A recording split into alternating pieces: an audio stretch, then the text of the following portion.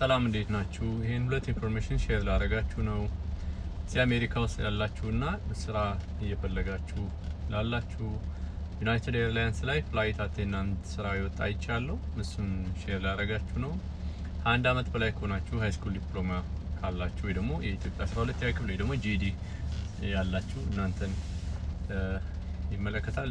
የፍላይት አቴንዳንት ኢትዮጵያ ሆስተስ ምንላቸው ማለት ነው። እሱን ስራ አፕላይ ለማድረግ ለምትፈልጉ አንድ አመት ኤክስፒሪየንስ ስፔሻሊ ሆስፒታሊቲ ላይ፣ ፉድ ሰርቪስ ላይ፣ አቪዬሽን ላይ ሊሆን ይችላል፣ ከስተመር ሰርቪስ ላይ ሊሆን ይችላል። እንደዚህ አይነት ኤክስፒሪየንስ ካላችሁ አፕላይ ማድረግ ትችላላችሁ። ሊንኩን ዲኤምቪ ኢትዮጵያ የሚል ቴሌግራም ግሩፕ አለን። ወደ 2800 ዶላር እዚህ ኮሜንት ላይ አስቀምጥላችኋለሁ።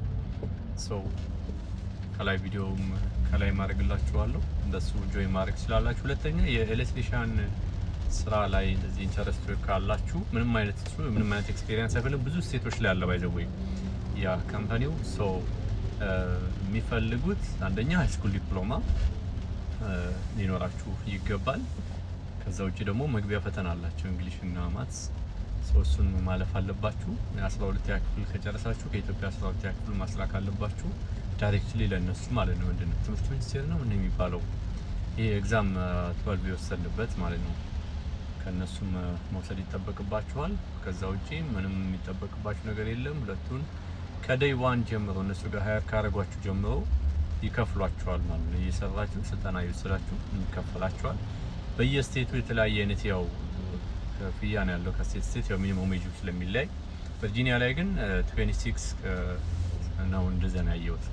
ማክሲመሙ እስከ 59 ድረስ አይቻለሁ። ሊንኩን ዲኤምቪ ኢትዮጵያ ቴሌግራም ላይ አስቀምጥላችኋለሁ። ዩናይትድ ኤርላይንስ ላይ ከዚህ በፊት አሜሪካን ኤርላይንስ ላይ ያወጣውን የፍላይት አቴንዳንት ስራ ፖስት አድርጌላችሁ ነበርና አሁን ደግሞ ይሄኛውን ፖስት አድርግላችኋለሁ። ዲኤምቪ ኢትዮጵያ የሚል አሜሪካ ውስጥ ያላችሁ በነገራችን ላይ ይህንን ቴሌግራም ግሩፕ ጆይን ብታደርጉ ብዙ ኢንፎርሜሽኖችን ታገኙበታላችሁ። ስለ ስራ፣ ስለ ትምህርት፣ የተለያዩ እዚህ አሜሪካ ውስጥ ላሉ ሰዎች ይጠቅማል ብለን የምናስባቸውን ከተለያዩ ሰዎች የምናገኛቸውን ኢንፎርሜሽኖች እናስቀምጥበታለን። የኢንሹራንስ ኢንፎርሜሽኖች፣ አንዳንዱ ያው ቤት ማከራየትም ሲፈልግ መከራየት የሚፈልገው እዛ ላይ ይጽፋል። ስለ ትምህርትም ስለ ምናምን የተለያዩ ነገሮች ይጻፉበታል። የሚጠቅሙ በጣም ለኮሚኒቲው ሄልፕፉል ነው የምንላቸው ኢንፎርሜሽኖች።